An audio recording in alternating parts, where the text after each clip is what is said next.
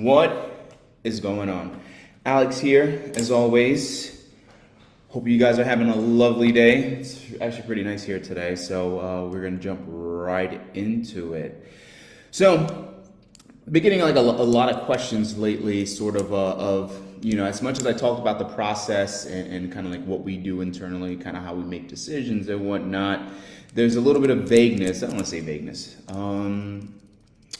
Can't think of the word that I'm thinking of right now, but kind of like, what is it that, what are the next steps, I guess? So we've talked about in depth about what we're looking for in terms of what makes a site ideal and how do we proceed. So I think it was Brady earlier this week that, he was explaining how, check the wetland, check the FEMA, check the demographics, checks all that.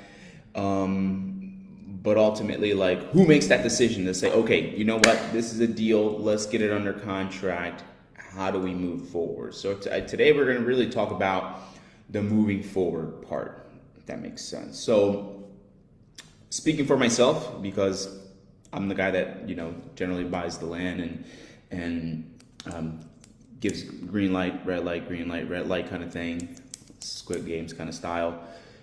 What am I looking for? So, and how do I work with my team? And kind of like what is our philosophy on how we approach each deal? So there's a checklist of items. So I'm not going to contract until one, I confirm the demographics.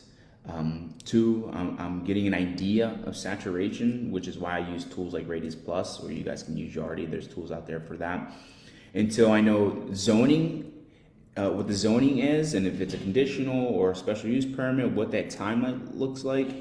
And I got to take that into consideration when putting the contract together. So if I know it's going to be a conditional use or special use permit, then I'm going to need 120 days with the extension. I have not done a conditional use to this day under 200 days. We're getting better, we're getting faster at it, but that's just how it's been up to this point, dealing with the jurisdictions and whatnot.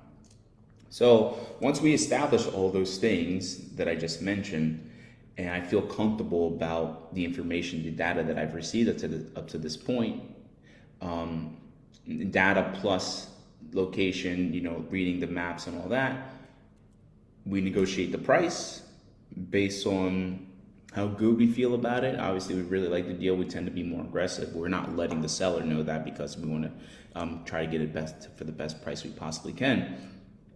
But once we agree on due diligence period, closing dates, a price, obviously, those are kind of the big things, pricing and the time for you to be able to do what you need to do. It goes under contract. Once it goes under contract, you still don't know if you have a deal. You've done all the homework as much as you possibly can.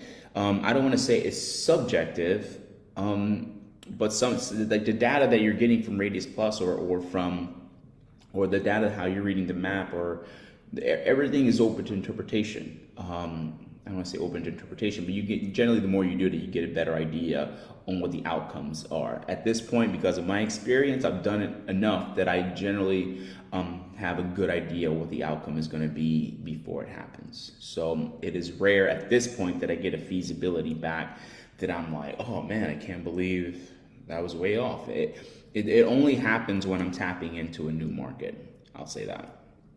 But once I do that, now I know that this market calls for this number or whatever. So that's something to keep in mind. So now you're under contract. You've done as much homework as you can to the best of your ability. You feel pretty good about it. You're under contract. The clock starts ticking on due diligence. The first thing that I do is order a preliminary demand report. So it's essentially initial feasibility report. There's like, the full feasibility report is where it's like the 70-page thing that gives you